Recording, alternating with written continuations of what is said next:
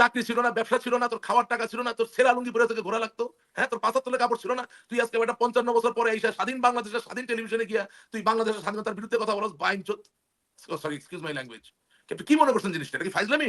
বাঙালি কয়জন খাইতে পারতো মনে করেন 1971 সালের আগে? আপনি জানেন না? কে জানে না? আজকে কতগুলা ব্যারিস্টার এই স্বাধীন বাংলাদেশের মানুষের রক্ত চুষা বিদেশে গিয়ে পড়ালেখা করে এসে বাংলাদেশের মানুষকে বিভ্রান্ত করে। এটা সন্ত্রাসী বলবেন না? কি বলে? সন্ত্রাসীর বাপ ও, সন্ত্রাসীর বাপ। সন্ত্রাসী তো বন্দুক ফুটায়, ও তো বন্দুক দেয়, ও বন্দুকের গুলি করার উদ্দীপনা দেয়, উৎসাহ দেয়, ও সন্ত্রাসীর বাপ ওরা। কি মনে করছেন জিনিসটা?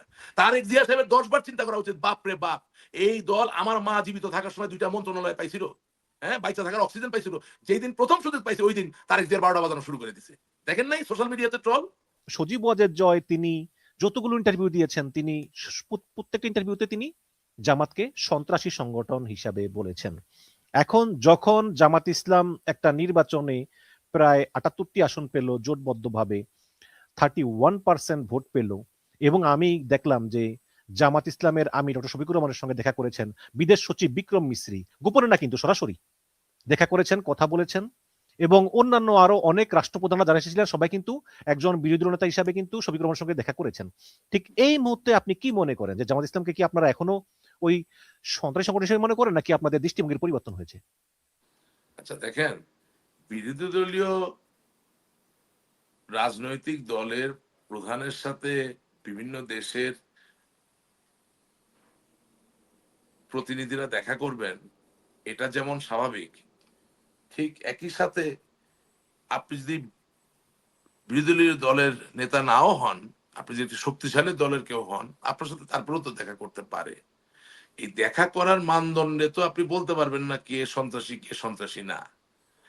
আমি সজীব ওয়াজেদ জয় ভাই তার যুক্তির জায়গা থেকে তিনি বলেছেন, আমি ওই জায়গায় না যে আমি আপনাকে প্রশ্ন করি, এই গত 18 মাসে জামাত ইসলামের যেই নেতা কর্মীরা গণমাধ্যমে যায়, তাদের মুখে বাংলাদেশের স্বাধীনতার ইতিহাসটা যে উপস্থাপিত হয়েছিল, এটার সাথে কি আপনি মনে করেন যে বাংলাদেশের সিংহভাগ মানুষ একমত ছিল বা হবে? আমি জানি না, বাট আমি একমত না, এটা বলতে হ্যাঁ, পারি। হ্যাঁ, আপনি একমত না। আপনি জানবেন না কেন? একমত না বলেই তো জামাত ক্ষমতায় যেতে পারে নাই। না তো জামাত ইসলামী ক্ষমতায় যেত। ৭৭টা সিট পেয়েছে। আওয়ামী লীগ যদি নির্বাচন করতো ৭৭-এর ধারে কাছেও জামাত ইসলামী থাকতো না। বাস্তবতা, রুরো। আপনি একটা বড় প্লেয়ারকে একটা ইকুয়েশন থেকে বাইরে নিয়ে গেছেন, তাতে তো এমন ফলাফল হবে যেটা দেখে আপনি আশ্চর্য হবেন। এটা দেখে খুশি হওয়ার কিছু নাই। আমি তো বললাম যে বাংলাদেশ বেঁচে গেছে এই নির্বাচনের মাধ্যমে। যদি জামাত ইসলামী ক্ষমতা আসতো, বাংলাদেশ ওই যে বললাম নিহত প্রায় নয়, নিহত হয়ে যেত। কারণ আপনি 1971 সালে বাংলাদেশের স্বাধীনতা যুদ্ধের সাথে ছিলেন না, ক্ষমা চাইলেন না, হত্যা করলেন, ধর্ষণ করলেন, ক্ষমা চাইলেন না, সাজা হইল না, কিন্তু এর পরেও আপনি বাংলাদেশের স্বাধীনতার ইতিহাসটাকে চেঞ্জ করে ফেলার চেষ্টা করতেছেন। একে কি আপনি সন্ত্রাসী বলবেন না কি বলবেন? এর জন্য তো নতুন শব্দ দরকার একটা। ক্ষমা তো আওয়ামী লীগও চায় নাই, এখন বললাম না, ক্ষমা তো আওয়ামী লীগ অনেকেই কিসের জন্য চায়। ক্ষমা চাবে? আওয়ামী লীগ কি পাকিস্তান বানাইছে? আওয়ামী লীগ কি নিজে হাতে অস্ত্র নিয়ে হত্যা করছে? আওয়ামী লীগ তো দল। ক্ষমা চাইবে কে? যার নির্দেশে হত্যাকাণ্ড হয়েছে সে ক্ষমা চাবে। তার কি বিচার হচ্ছে না? আপনারা কি বিচার করতেছেন না? বিচার আমি একমত না, বিচার প্রহসনমূলক হচ্ছে, কিন্তু বিচার তো করতেছেন, রাইট? কেন করতেছেন? যুক্তিটা কি? যুক্তি হচ্ছে আসাদুজ্জামান খান কামাল স্বরাষ্ট্রমন্ত্রী ছিল, যেহেতু সে স্বরাষ্ট্রমন্ত্রী ছিল ওই সময় যে হত্যাকাণ্ড হয়েছে সেই নির্দেশ নিশ্চয়ই তিনি দিয়েছেন, সুতরাং তার নামে গণহত্যার মামলা হোক। তাহলে যদি এই যুক্তি আপনি মানতে পারেন, তাহলে 1971 সালে 30 লক্ষ মানুষকে যে শহীদ করে ফেললো, হত্যা করলো, বা 2.5 লক্ষ মানুষ সম্রঞ্জে লুটে নিল, এত ঘর বাড়ি আগুন দিল, সেটার বিচার কেন মানতে পারতেছেন না তার আপনি? বিচার আপনারা, তার বিচার আপনারা তো করছেন। কোথায় আমরা বিচার করেছি? আমরা কয়েকজনের বিচার করেছি, বাকিটা তো হয় নাই। বাকি তার কারা? আগেই ডিসমেন্টাল করা হয়েছে। যাই হোক, আমি আমি আসছি, আমি বলছি যুক্তিটা মানতে পারবেন না কেন? আর সবার তো তার ফাঁসি থেকে দেওয়া শেষ, আর শুধু আর একজন বাকি আর ছিল। আর- আর তার থেকেও বড় কথা, জামাত ইসলামের পক্ষ থেকে কেন বলা যাবে না যে হ্যাঁ 1971 সালে আমরা স্বাধীনতা যুদ্ধের পক্ষে ছিলাম না, এটা আমাদের অন্যায় ছিল, আমার ক্ষমা প্রার্থী? কেন বলা যাবে না? বলা তো কেন উচিত, বলা যাবে না? আপনি বলা তো আমাকে যুক্তি উচিত। দিয়ে বোঝান, কেন বলা কোনো যাবে না? কোনো যুক্তি নাই, বলা উচিত তাদের। হ্যাঁ, বলা উচিত। আমি তো আপনাকে কোনোদিন আপনার অনুষ্ঠান শেষে বলি নাই যে যেই যেই বাচ্চাটা শিবির বা জামাত করেছে 1971 সালের পরে তারে নিয়ে মৃত্যুদণ্ড, আমি তো সেটা বিশ্বাস করি না। আমি তাকে বোঝাইতে পারি, আমি চেষ্টা করতে পারি যে ভাই আমাদের পথে আসো, ওই পথ ঠিক না। সেটা তো রাজনৈতিক একটা মিথস্ক্রিয়া, তাই না? জামাতের লোক আমাকে কনভিন্স করার চেষ্টা করবে, আমি তাকে কনভিন্স করার চেষ্টা করবো। আমি তো তাদেরকে যুদ্ধাপরাধী বলতেছি না। কিন্তু আপনি যে 1971 সালে 12টা বাজায় দিয়ে গেলেন একটা দেশের বুদ্ধিজীবী হত্যা করে, কেন আপনি ক্ষমা চাইতে পারবেন না? এবং একে আপনি সন্ত্রাসী বলবেন না কি বলবেন, এটা নতুন নতুন শব্দ লাগবে। আরে ভাই, একটা দেশ জন্ম হয়ে গেছে 55 বছর, আপনি 55 বছর পরে আইসা বঙ্গবন্ধুরে উল্টাই দিতেছেন, জিয়াউর রহমানকে উল্টাই দিচ্ছেন, খালেদ মোশাররফকে উল্টাই দিচ্ছেন, শফিউল্লাহকে উল্টাই দিচ্ছেন, হ্যাঁ, এম এ জি ওসমানীকে উল্টাই দিচ্ছেন, সৈয়দ নজরুল ইসলামকে উল্টাই দিচ্ছেন, তাজউদ্দিন সাহেবকে, ক্যাপ্টেন মনসুর আলী, কামরুজ্জামান সাহেবকে উল্টাই দিচ্ছেন, হ্যাঁ। আপনি জনাব বলতেছেন স্বাধীনতা যুদ্ধ হওয়া ঠিক হয়নি। আরে বেটা, তুই কি পাকিস্তান আনে চাকর থাকতি? ফাজিল কিন্তু বেটা, আমার কথা হচ্ছে তোর চাকরি ছিল না, ব্যবসা ছিল না, তোর খাওয়ার টাকা ছিল না, তোর সেরা লুঙ্গি পরে তোকে ঘোরা লাগতো, হ্যাঁ, তোর 75 কাপড় ছিল না। তুই আজকে বেটা 55 বছর পরে আইসা স্বাধীন বাংলাদেশের স্বাধীন টেলিভিশনে গিয়া তুই বাংলাদেশের স্বাধীনতার বিরুদ্ধে কথা বলস। বাইন চোদ, সরি, এক্সকিউজ মাই ল্যাঙ্গুয়েজ। আপনি কি মনে করছেন জিনিসটা? এটা কি ফাইজলামি? বাঙালি কয়জন খাইতে পারতো মনে করেন 1971 সালের আগে? আপনি জানেন না? কে জানে না? আজকে কতগুলা ব্যারিস্টার এই স্বাধীন বাংলাদেশের মানুষের রক্ত চুষা বিদেশে গিয়ে পড়ালেখা করে এসে বাংলাদেশের মানুষকে বিভ্রান্ত করে। এটা সন্ত্রাসী বলবেন না? কিভাবে সন্ত্রাসী? বাপ ও সন্ত্রাসীর বাপ। সন্ত্রাসী তো বন্দুক ফুটায়, ও তো বন্দুক দেয়, ও বন্দুকের গুলি করার উদ্দীপনা দেয়, উৎসাহ দেয়। ও সন্ত্রাসীর বাপ। ওরা কি মনে করছেন জিনিসটা? তারেক জিয়া সাহেবের 10 বার চিন্তা করা উচিত। বাপ রে বাপ, এই দল আমার মা জীবিত থাকার সময় 2টা মন্ত্রণালয় পাইছিল, হ্যাঁ, বাইচা থাকার অক্সিজেন পাইছিল। যেই দিন প্রথম সুযোগ পাইছে ওই দিন তারেক জিয়ার 12টা বাজানো শুরু করে দিছে। দেখেন নাই সোশ্যাল মিডিয়াতে ট্রল? শোনেন নাই?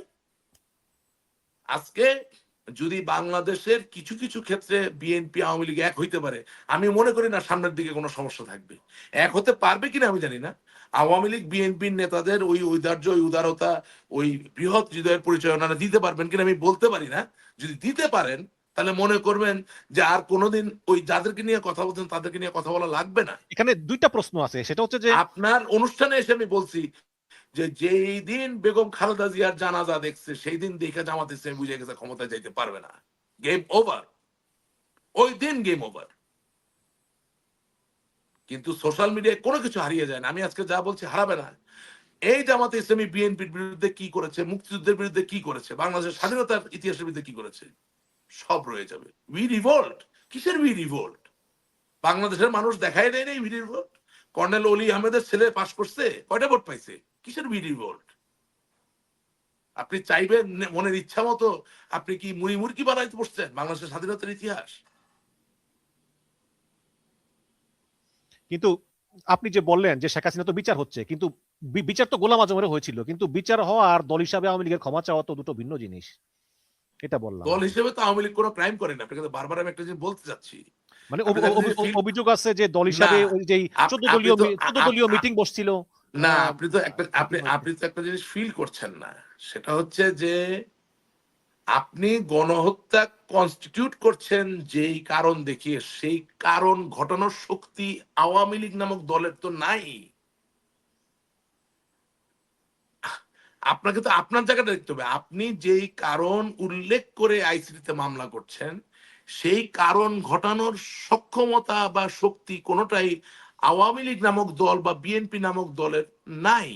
তারা বলতেছে যে 14 দলীয় নো, মিটিং হয়েছিল, সেখানে নো। মিটিং এ এইসব খুনের কার্যক্রম। সরকার যন্ত্রের জায়গা থেকে কিছু সিদ্ধান্তকে আপনি বলছেন গণহত্যার কারণ, তাহলে আপনাকে ল্যাডার, একটা সিঁড়ি বসিয়ে ওই সিদ্ধান্ত কার কাছ থেকে আসলে সেভাবে আসতে হবে।